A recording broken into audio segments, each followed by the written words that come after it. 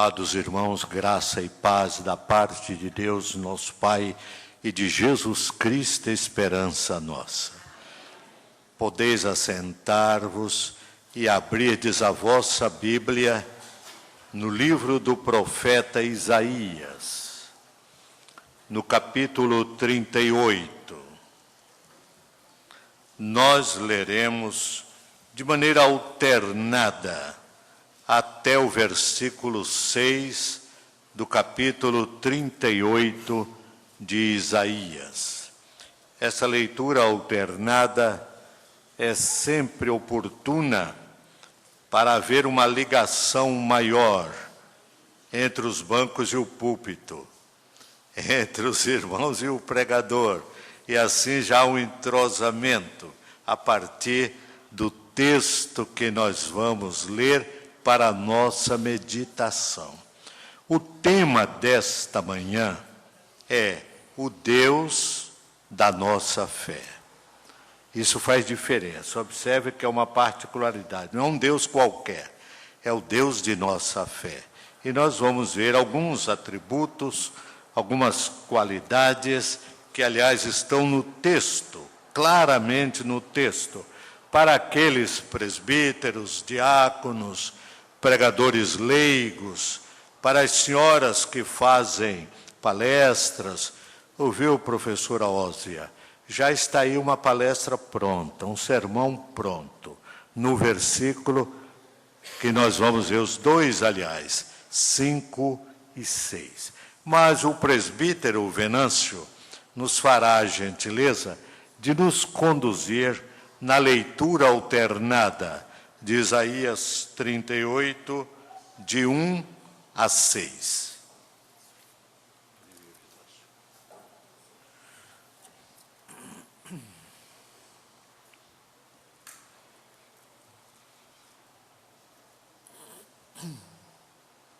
Isaías 38. A doença de Ezequias e a sua cura maravilhosa. Naqueles dias, Ezequias adoeceu de uma enfermidade mortal. Vertei com ele o profeta Isaías, filho de Amós, e lhe disse: assim diz o Senhor, põe em ordem a tua casa, porque morrerás e não viverás. A igreja.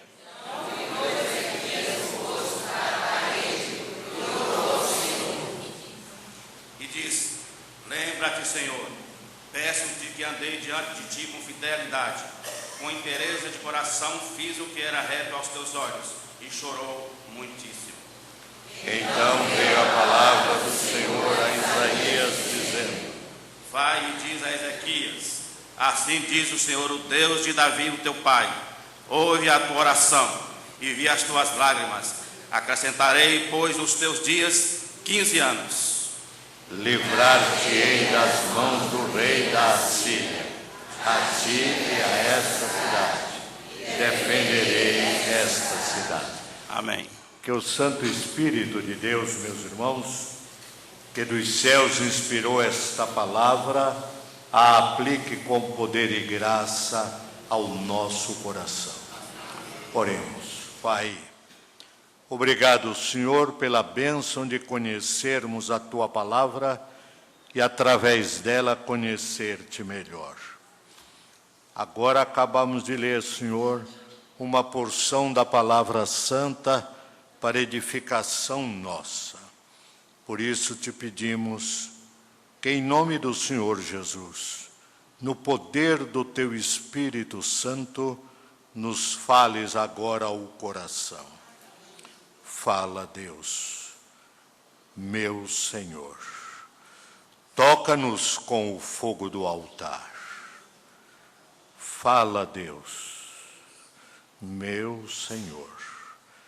Eis-nos prontos ao Teu mandar, em nome e para a glória de Jesus. Amém. O Deus de nossa fé. Há no livro do Eclesiastes, meus irmãos e queridos amigos, uma expressão curiosa e de grande profundidade teológica. A expressão é esta: que Deus pôs a eternidade no coração do homem. da mulher também, porque homem aqui é linguagem genérica para identificar ambos os sexos. Deus pôs a eternidade no coração do ser humano, quando o criou à sua imagem e semelhança, para com ele se relacionar de maneira muito especial e afetiva. O pecado, porém, afastou o homem de Deus. Não apagou a imagem e semelhança do Criador, mas turvou-a, deturpou-a. E esta deturpação resultou na ausência, no fugir, no afastar-se do homem de Deus. E esse afastamento só tem criado problemas graves. Esse afastamento só tem infelicitado o ser humano. Daí porque Agostinho, o notável teólogo da Idade Média, diz: Senhor, tu nos criaste para ti. Inquieto estará o nosso coração enquanto não descansar em ti. Há no coração humano um vazio do tamanho de Deus. O coração humano, já disse alguém, tem a forma de um triângulo. E ainda que se coloque o mundo, que tem a forma de um círculo, ainda sobra espaço vazio no coração do ser humano, porque ele foi criado para glorificar a Deus, gozá-lo para sempre. E por isso mesmo, nada, ninguém, nenhum outro ser, a não ser Deus, preenche o vazio, o anseio mais irrequieto do coração humano. A partir desse afastamento, o ser humano não tendo mais, por causa do pecado, aquela comunhão permanente com o Senhor, mas sentindo a saudade de Deus, a necessidade de Deus, começou a criar os seus próprios deuses. E assim, o paganismo criou uma série inumerável de deuses à imagem e semelhança do próprio homem. Razão pela qual Pope, o poeta inglês, falando, escrevendo sobre isso, caracterizou esses deuses como sendo deuses mutáveis e iracundos, só na vingança e podridão fecundos. Meus irmãos, no texto que estamos analisando, há um fato histórico de grande relevância. O rei da Síria, Senaqueribe, havia invadido Judá, o reino de Judá, e mandara cercar a cidade de Jerusalém. Ezequias estava doente, o rei de Judá. Ao receber a notícia de que Senaqueribe havia mandado cercar Jerusalém para destruí-la, a sua doença se agravou mais. E a coisa se complicou mais ainda, quando Deus mandou Isaías levar-lhe uma mensagem profundamente desalentadora. E a mensagem era esta: põe em ordem a tua casa, porque morrerás e não viverás. Aí Ezequias se vira para a parede, ora, chora muitíssimo, e Deus de imediato manda Isaías voltar. E o profeta retorna à casa, ao palácio de Ezequias, com uma outra mensagem. Agora uma mensagem de alento. Agora, uma mensagem de conforto, de esperança, uma mensagem de incentivo. E é em cima desta mensagem que nós vamos encontrar as características marcantes do Deus de nossa fé. Meus irmãos, quando Senaqueribe, para frustrar a esperança do rei Ezequias, para abatê-lo, fez uma carta para ele. Naquela carta, Senaqueribe zomba de Deus. Naquela carta, Senaqueribe, rei da Assíria, menospreza o Deus de Judá. E é bom que os irmãos me acompanhem nesse detalhe para o seu enriquecimento. Por gentileza, abra a sua Bíblia, aí no capítulo 37, e vamos ler os versos 10, 11 e 12, para verificarmos alguns lances dessa carta atrevida do rei Senaqueribe para abater o ânimo do rei Ezequias. Vamos ler o verso 10, os irmãos podem iniciar, por favor. Vamos formar um grande coral. 10, 11 e 12.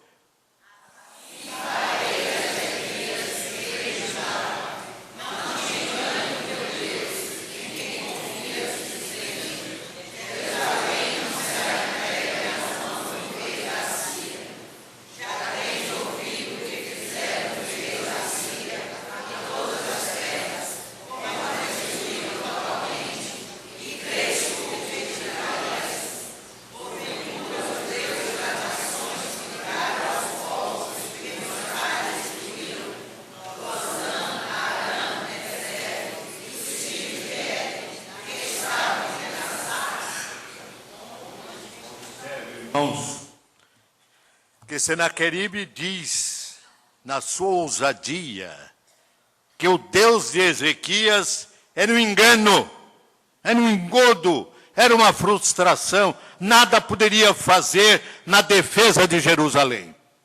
E ele vai trazer para o seu argumento uma comparação com dados passados. Quais são esses dados pretéritos?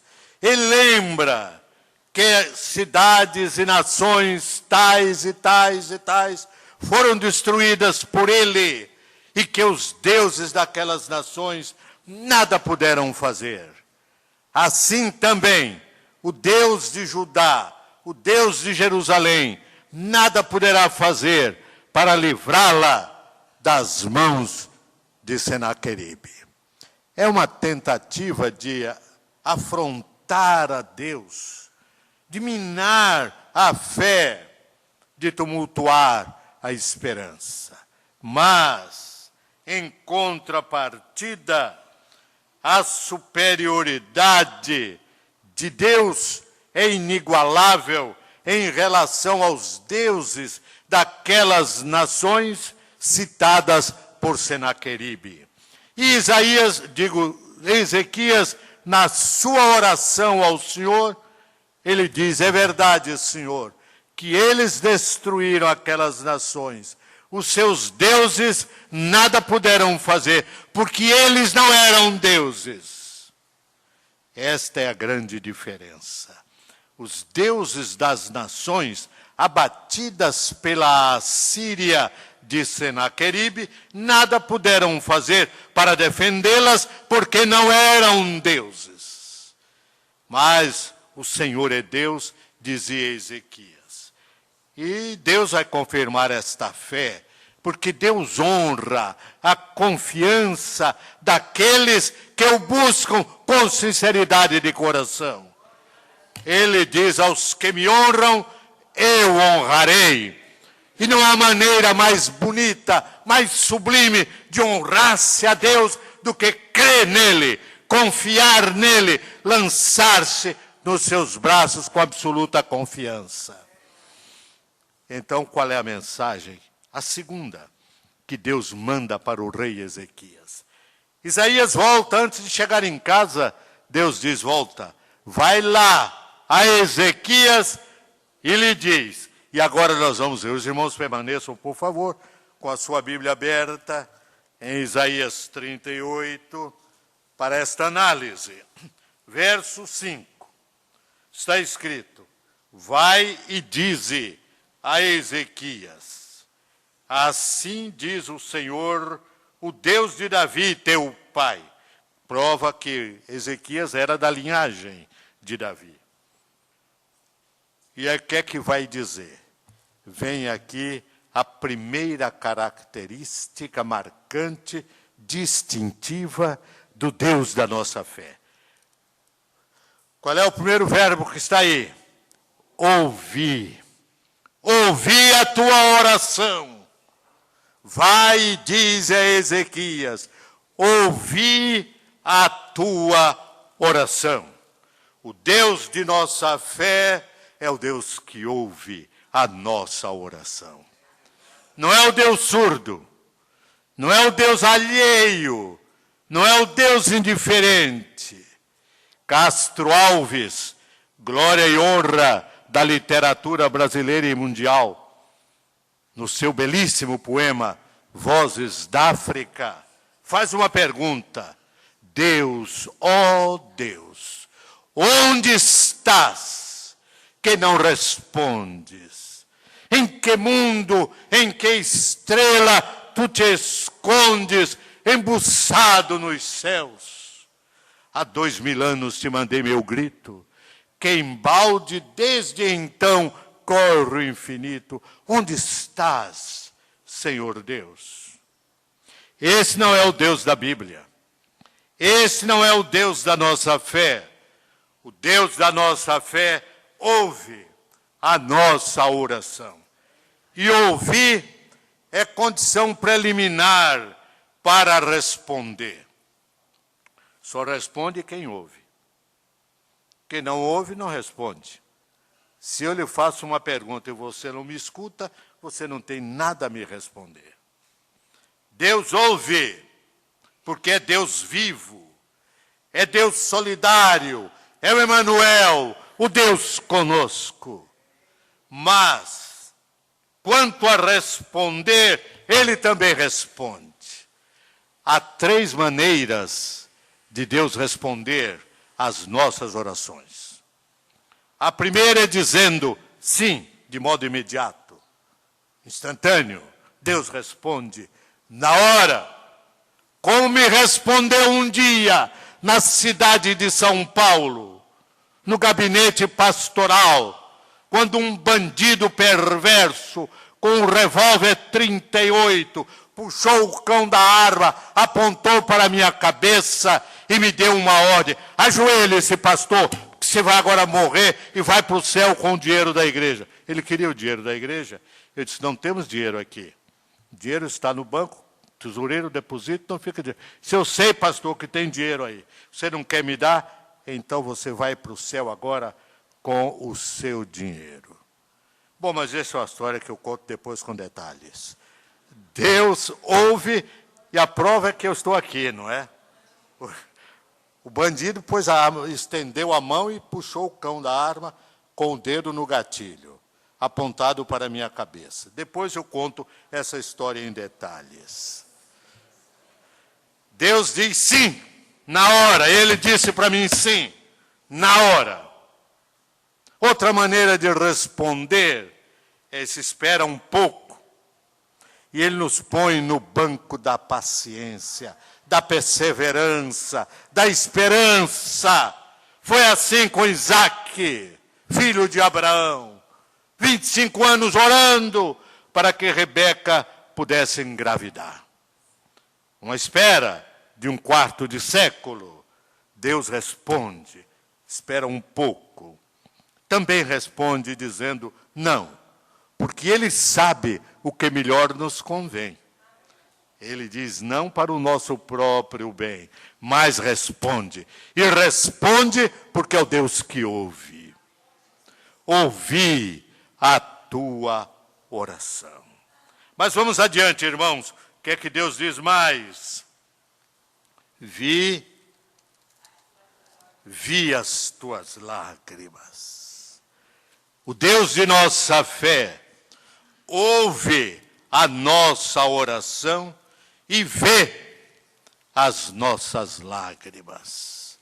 Quantas vezes aquela mãe, aquele pai choraram no silêncio da sua dor, sem que ninguém os visse chorar, mas o Deus de toda graça, o onisciente Jeová, viu, estava presente, ele vê as nossas lágrimas.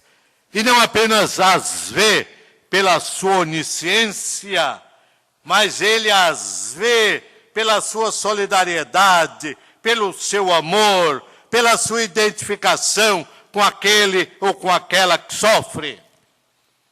O salmista, referindo-se a isso, diz que Deus recolhe as nossas lágrimas no seu odre. O odre era aquele vasilhame feito de couro de cabra, de carneiro, para os antigos orientais carregarem líquidos. Eram as garrafões de couro, o odre. E o salmista diz: tu, Senhor, recolhes as minhas lágrimas no teu odre. Deus é solidário, Deus é um grande colecionador de lágrimas. Vi as tuas lágrimas. Certa vez, Jesus passou por uma cidade pequena chamada Naim. E quando Jesus chegou à porta da cidade de Naim, o pessoal ia trazendo um defunto, um jovem, recém-falecido, que estava sendo levado para o sepultamento. E o que agravava aquele quadro não era apenas a morte de um jovem, mas era a morte de um jovem filho único de uma mulher viúva. Senhores, imaginem o aspecto dantesco desse quadro, a profundidade desta dor. Uma mãe viúva, certamente, talvez pobre, perde o filho único, um jovem, que poderia ampará-la, ajudá-la no crepúsculo da sua vida. E ela agora fica só. E vinha chorando, chorando muito. Jesus detém o cortejo fúnebre, dirige-se àquela mulher e com uma palavra de ternura lhe diz: não chores. Sou capaz até de imaginar, seguindo o pensamento luminoso de Anatole France, o poeta e escritor francês, que diz: saber não é nada, imaginar é tudo. Eu sou capaz de imaginar que Jesus, em sua solidariedade divina, aproximou-se daquela senhora, pôs as mãos nos seus cabelos grisalhos, olhou no fundo dos seus olhos e, com a ternura da sua voz, disse: não chores. Voltou-se para o esquife e disse: jovem, eu te mando, levanta-te. E o jovem se levantou, começou a falar, e Jesus o entregou à sua mãe. Vi as tuas lágrimas. Jesus viu as lágrimas daquela mãe solitária, aflita, desesperada, que conduzia para o túmulo a única esperança, humanamente falando, que lhe restava, o seu próprio filho. Deus de nossa fé vê as nossas lágrimas. Não há lágrimas perdidas na vida do crente, porque o Senhor as recolhe no seu odre de misericórdia e de graça. Mas, vamos adiante aí no verso 5, Deus está dizendo mais coisa. ouviu tua oração, vi as tuas lágrimas e o quê? Acrescentarei aos teus dias 15 anos. Acrescentarei. Era para morrer naquele dia, naqueles dias. Mas Deus dá uma chance a mais.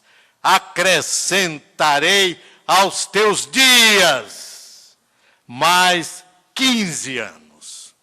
O Deus de nossa fé prolonga a nossa vida para a sua glória. Se os irmãos não me tomarem como cabotino, me apresentando como um exemplo, uma ilustração, mas é para a glória dele, 2 vezes a minha vida já foi prolongada. 2 vezes. A primeira em 73, quando eu estava para calçar o sapato, para vir fazer aqui o casamento do presbítero Dr. João Soares. E naquela hora fui acometido por uma trombose cerebral. Entrei em coma. Saí da nossa casa, que é no mesmo lugar onde está o prédio, o edifício presbiteriano. Foi a casa que comprada no meu pastorado para a casa pastoral. E eu morava ali. Saí numa ambulância. E a Eunice Marinho cantou um hino a propósito daquele evento, daquele fato. Sem esperança de vida, não era assim, Eunice? Sem esperança de vida, dos médicos desenganados. Numa ambulância levaram o nosso pastor amado. Eu não sei o resto, Eunice, depois vê isso. Foi assim. Sem esperança de vida, desenganado pelos médicos, fui levado numa ambulância para o Hospital Espanhol. De lá, transferido para o Hospital Santa Isabel, porque o médico passou a cuidar de mim, grande amigo de saudosa memória, Dr. Celso Figueroa, uma das maiores autoridades como angiologista na Bahia, que me fez 2 cirurgias, pedindo permissão à dona Aldira para fazer a cirurgia. Primeiro eu fui desenganado por causa da trombose, depois ele receou a cirurgia, que disse a ela, há uma de 3 possibilidades. O reverendo pode ficar bom, e é o que nós queremos, mas ele pode também sobreviver sem fala, uma vida vegetativa, mas pode também morrer na mesa da cirurgia. A senhora decide. E ela, diante desta tríplice colocação, chorou e disse para o doutor Figueroa, o meu marido está nas mãos de Deus e nas mãos dos senhores, pode operá-lo. É o Deus que prolonga a nossa vida. Passei 6 meses fora de casa, de hospital, etc. Uma bênção que Deus colocou, além do doutor Celso Figueroa, foi um presbítero desta igreja, já na glória, o doutor Humberto Araújo, que era o diretor do Hospital Naval da Bahia, como capitão de mar e guerra da Marinha Brasileira. Humberto foi, de fato, uma providência de Deus naquela crise, como muitas outras pessoas aqui. A Eunice, qual é o nome daquela outra enfermeira que me escapa agora? Consuelo e outras mais. Acrescentarei aos teus dias mais 15 anos. E Deus acrescentou muito mais do que 15 anos para mim. Porque foi em 73. Os bons calculistas podem fazer o cálculo e saber quantos anos já se passaram. De 73 para cá? 37. Muito bem. Olha, o dobro de Ezequias, mais que o dobro. Prolongarei, acrescentarei 15 anos. A primeira vez foi em 73. E a segunda vez foi agora, em maio passado. A situação mais ou menos se repetiu.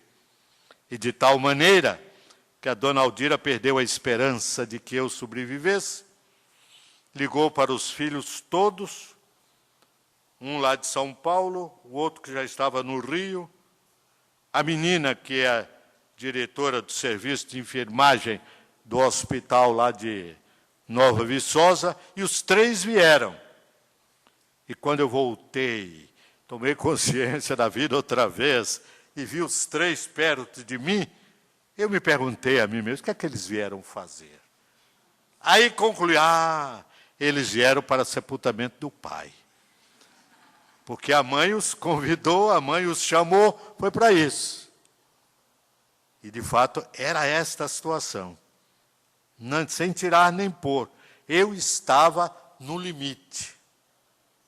Eu costumo brincar, pedindo permissão ao Senhor, dizendo que eu cheguei lá na porta do céu, bati na porta, o Senhor olhou assim e disse, olha aqui, meu filho, as cachoeiras caem de cima para baixo, mas aqui subiu uma cachoeira de orações e eu resolvi atendê-las.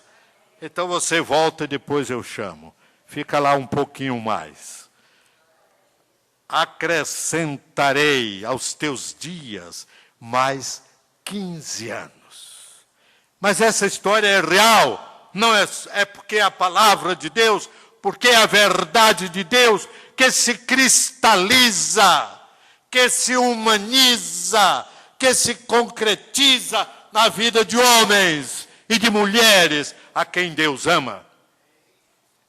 Essa igreja, antes de mim, antes de eu chegar aqui, teve um presbítero chamado Ezequias Nunes. Quem conheceu Ezequias Nunes aqui? Muita gente. E quem conhece Glorilde Nunes sabe que é filha de Ezequias Nunes. Ezequias Nunes era um homem de Deus, um servo fiel, presbítero dedicado, mas foi acometido de uma enfermidade, eu mesmo não sei qual, mas ele foi desenganado pelos médicos. E se lembrou do texto bíblico, e orou ao Senhor, e disse, Deus, faze comigo o que fizeste com o meu xará do passado. Pediu 15 anos. Deus lhe deu 15 anos. Passou um pouco de 15 anos. E eu me lembro que um dia, vindo a Salvador, sabendo que Dona Glorinha Nunes estava viúva recentemente, fui visitá-la, abracei-a com ternura, choramos juntos. Fazia pouco tempo que Ezequias Nunes tinha sido transportado à glória celestial.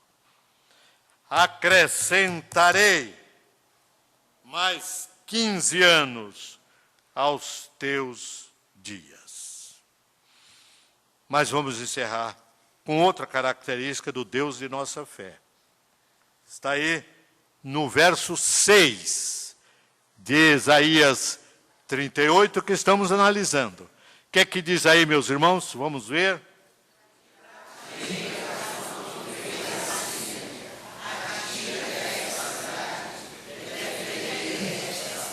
Que beleza. O Deus da nossa fé toma a nossa defesa em qualquer situação. Você é caluniado, você é injustiçada, não se desespere, ponha nas mãos de Deus.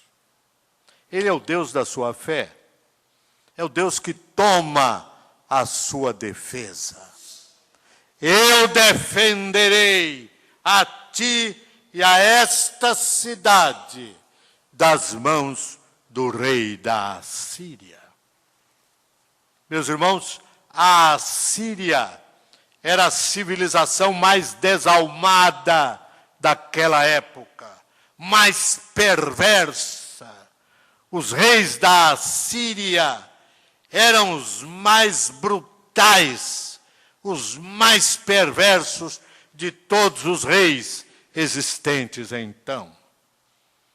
Ser oprimido pela Assíria era uma grande tragédia. Deus diz a Ezequias: eu defenderei a ti e a esta cidade das mãos do rei da Assíria. E Deus defendeu de tal maneira que mandou um anjo só. E naquela noite, quando Senaqueribe se preparava para o golpe final sobre Jerusalém, com o exército aguerrido e perverso, o anjo passou no acampamento das tropas assírias e 185 mil homens morreram naquela noite, sem que Judá disparasse uma flecha, sem que o arco judaico se entesasse para matar um soldado assírio. 185 mil homens morreram naquela noite. Por ação divina, o anjo do Senhor, passando por ali, usou de meios para liquidar o exército assírio. Senaqueribe deslocado quando amanheceu o dia, e Deus o preservou para que nele se cumprisse mais e mais os desdobramentos da autoridade divina. Ele volta deslocado para Nínive, a capital da Assíria, e entra no templo de Nisroque, o seu Deus, o Deus assírio, e estava adorando o ídolo, o Deus feito pela mão do homem, quando foi assassinado ali dentro à espada. Eu defenderei esta cidade. Deus toma a nossa defesa. Foi assim quando Filipe II, rei da Espanha, o demônio do meio-dia, inimigo figadal da reforma, quis esmagar o movimento reformado protestante nos Países Baixos e na Inglaterra. Preparou uma esquadra, poderio naval admirável, visto que a Espanha era a rainha dos mares, com 130 navios de guerra, para esmagar os protestantes da Inglaterra e dos Países Baixos. Os protestantes souberam daquilo e começaram todos os dias irem à praia ao amanhecer do dia e orarem a Deus, pedindo misericórdia, porque eles não tinham como resistir ao poderio naval da Espanha que vinha para esmagá-los. 130 navios de guerra, 30 mil homens. E o tempo vai passando, E a esquadra, chamada de a invencível armada, tão grande era o seu poder, singrava os mares na direção da Inglaterra.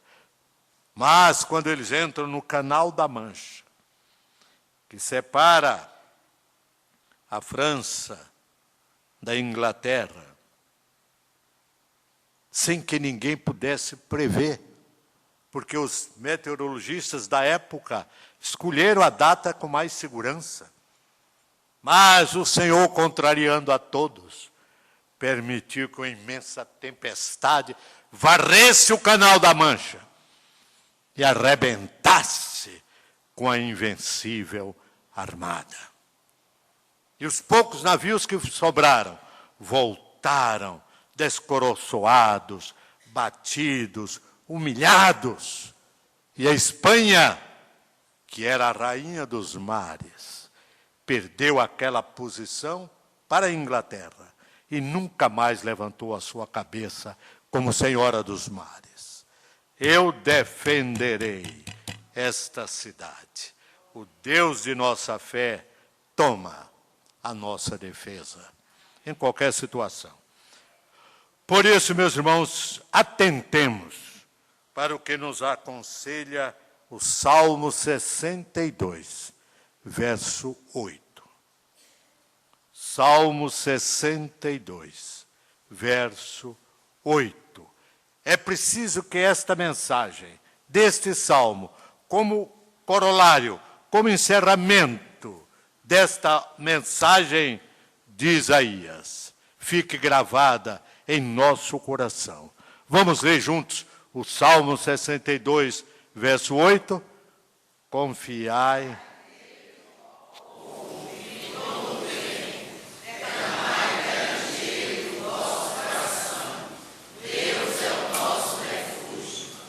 Amém.